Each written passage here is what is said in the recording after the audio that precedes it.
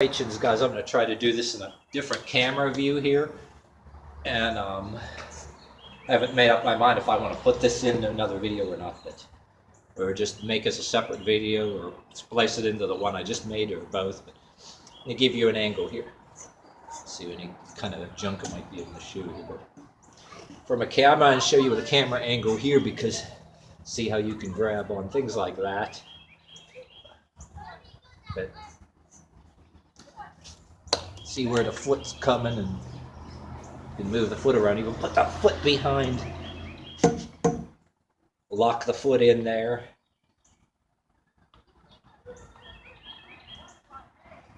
Then my hand, there's a wall down here, so you could put your hand over here. Then see, I have his foot locked. I'm not going anywhere. There's a chance you could still fall on your face.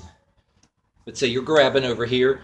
See, even if you don't force yourself to go too much forward, but so you can just by the idea of putting your other hand and moving your hand, the shoulder over, you're feeling. You're not just stretching the legs. You're stretching parts of your back too. But then you're doing stuff like this, and just hang. But then you're gonna have the foot here. You're pulling that out. Then you can put that other knee that you're not seeing in the camera against the wall a little bit, or hold the leg straight, but go like this. Or go like this outside. Then what we can do is put the foot up against this. Then you're not just, you grab this or this. You see the difference in that leg when it's going. And you can put that foot that I'm not showing you in camera that I'm standing on away from the wall, or your toe can be totally against the wall. That's what I kind of wanted to explain too. But again, this right hip, sometimes it's a little stubborn. You're going to be feeling a little bit more. You've got to watch the knee and the hip. But then, yeah, the other leg, I got to move the camera over. You do the same damn thing with the other leg. So, like, then when I do the same thing with the other leg, you know, this leg is kind of coming up. You could pull, go like this.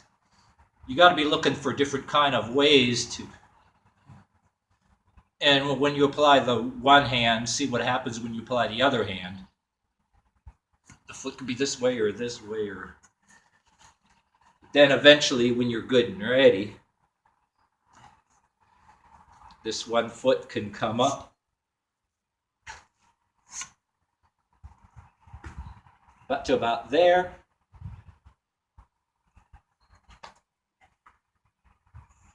And then you can graduate from grabbing here to grabbing here, and you're going to be feeling that shit pretty good.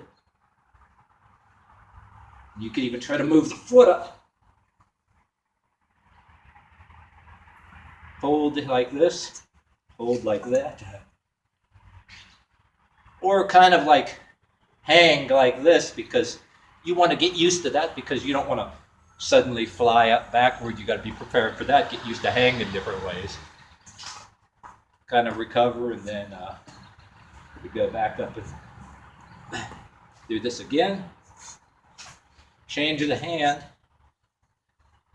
Oh, okay, I can cheat. There's a table over here. I can go like that and move the feet. Somebody put the table here too. Can put pressure here with my hand. There we go. And this, just like that. You're going to be feeling that all up under the shoulder too. Oh, and it's going to hurt like hell here, but you're going to feel it all on this side. And just like when I tell you one leg may be more stubborn than the other, more tense than the other, one side here and here is more stubborn than the other. Because after all, I broke this arm once, so there might be a reason for that, that under here I could pull this arm back. Like over here, sometimes you feel a little tension. You got to do things like this to work with it. Do a lot of this. But think that's about the basic idea. Show you the table. Sometimes, like, I'll shoot, because a table isn't always there, but see that? A lot of times it's not, but people have little barbecuing parties, in my building, so I don't mess with the tables or do anything. I'll take a chair and move it, put it back where I found it, but I never told you in any other videos. If you can get a freaking table or a chair, get a chair and put your hand against it, too, to what I just showed you, too. So that's another possibility. But all right. Plus, it's also cold out here. They say you're not really supposed to stretch in the cold, but some of us do it anyway. You do got to follow those rules, get yourself kind of psyched up, get everything warmed up. I don't care if you want to jump up and down, do jumping jacks, or run in place, or if you're in your itinerary, you play sports and you run. There's different things about running too. Gets everything warmed up, but in a cold, that cold air, what I mean, people can get heat exhaustion training, jogging, and when it's freaking 97 degrees outside. But then there's the thing about, even though it's just television, Sylvester Stallone in Rocky IV, he's running in boots, and the Russians with the chains on their wheels, the chaperones, the KGB following him. He's in coat and boots and doing that running. Imagine the cold's going to affect you. But anyway, in a cold, you're not really supposed to stretch in the cold, but when you do, you got to kind of do whatever to get things flowing. I don't care if it's jumping up and down. I think that's about it. Oh, and this ain't totally, technically correct by everybody's means, but like I said, I'm not a technically correct person. You can be outside doing some kind of job assignment, out there in a heat, getting dirty, or outside in a cold, dismantling something, throwing shit in the dumpster. So, and again, if you got to be out in the cold, you may be doing some work anyway, and you probably got yourself all motivated, and cold muscles, you can do damage. I saw some cheerleader on some YouTube one time. Yeah, you're not supposed to stretch cold muscles, and that's kind of true. All right, that's about it. All right, I'm gonna show you a little trick. Explain this for some of my particular followers here. Another thing I preach about, taking advantage of every item you have. Notice you can go and do this, and then do this. See, this is why my gym would be different. If I can't install certain kind of bars, I would install custom bars, not just the same typical ballet bars. I have a blueprint for different things I would be using. I would rather use a place that has I-beams and everything else. Then, for argument's sake, you can even do this for the hell of it, but you have something wide or a wider doorway, use that too. But anyway, all right, you can push yourself, go like this, or do this. It said like, or do this, but and I noticed one thing too. If you even do this sitting down, one leg, I always have that problem with one leg being more flexible than the other. But okay, doing this actually helps. And then if you get your foot up here, say I got an advantage about the height of this. What I'm doing here, I pull with the heel, and I notice if you get this far flexible enough, this heel is actually right in your hip. And there's an advantage, you know why? Because you can actually kind of leverage your weight or what have you, or kind of like press your hip so that you can pull it with your hand too, but you can actually literally add pressure to your hip and then kind of stretch that out there. And hold with both hands or one hand. I noticed that when you try to cross over with one hand, you're not just stretching this, you're doing other parts of your core too. So you do got to monitor your back in case you throw something out, because different people got different flexibility. But now here's where it gets interesting. Oh, it's my right leg. I can do that so easy. See, now this, I can sort of get it, but there's a lot more tension in this leg, you know, and how you twist it. I got to work with this all the time. Well, you can even, like I said, hold like this, but then don't lose your grip here and then your hand goes out under you and you end up smacking your face into this. Be almost like the TV show Ridiculousness, people doing shit like that on skateboards and always have like a backup hand here. See, I notice right there I'm feeling a little bit more pressure around this leg. Then, you know, maybe a little harder. But like I'm feeling it a little more for some reason. Because the one leg is always going to be flexible than the other. And I think some of us have more trouble like that way than others. And people get discouraged. But if you feel anything grinding in the bones instead of stretching in the muscle, don't force yourself. Just, even if you have it for 2 seconds, get out of it and then back in again repeatedly as many times as necessary. Don't force it. Like I said, you can hold on like this. If you get this far and you're comfortable enough, flexible enough, you can, whether you grab your hand like this, you can press with your hip, literally, and you're actually stretching that foot too. Like I said, you can even have the foot there and be holding it while you're holding this. But if you feel anything grinding or pain in the knee, just come out of it and go back in again. Me, I have to do the right leg repeatedly because the next day the right leg is kind of stubborn. But then my left leg is stubborn in a different way doing the side splits. But because I like doing that particular thing, I have pictures of ballet dancers that can actually literally, without holding it up balanced, and they're actually with their hands in the air. But see, and again, you can even use the toe, put the toe against here, and again press. You can literally press with the hip. You can let the toe just sit there like that. And the heel, this part of the heel, that's why I like heels in boots. That you can pull by that, grab it by that, or grab by the foot. But then eventually, like I said, I'm showing you this, using the foot and the heel. But then eventually, like I said, I do this in bare feet. While watching TV, you can literally bend the foot back.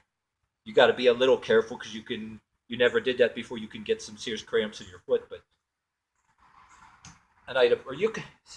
you can even hold like that over here. You can lean this way.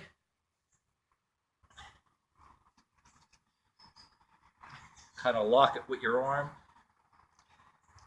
You can put your foot maybe over here a little more and just hang.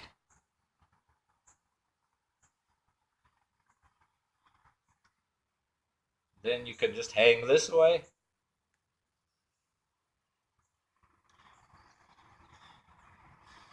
So that thing I was showing you, you know, doing this, you can feel something stretching in there. You kind of need that and this. And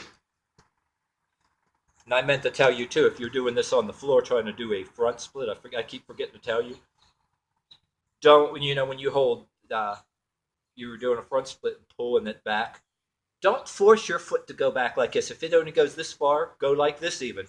Come back out and go like this. Because if you feel too much tension in your knee, maybe it's not rounding out. I have that trouble. I'll never do a perfect front split. Who knows if I'll ever do it. I'll do it better some days than others. But if you feel anything that ain't right, bone grinding instead of muscle stretching in that hip or that knee, I think people eventually, they can do some damage where they're not showing up later. That's why I don't like to cheat and use any drugs that mask pain. I'm more like a doomsday prepper type of people. I don't believe in spending money on all that shit. Plus, anything that masks the pain cheating, you can be hurting something in the bone and you don't feel it. You're damaging something and you don't even know it. Take advantage of the natural warning signs, Let's see him going like this and just hang.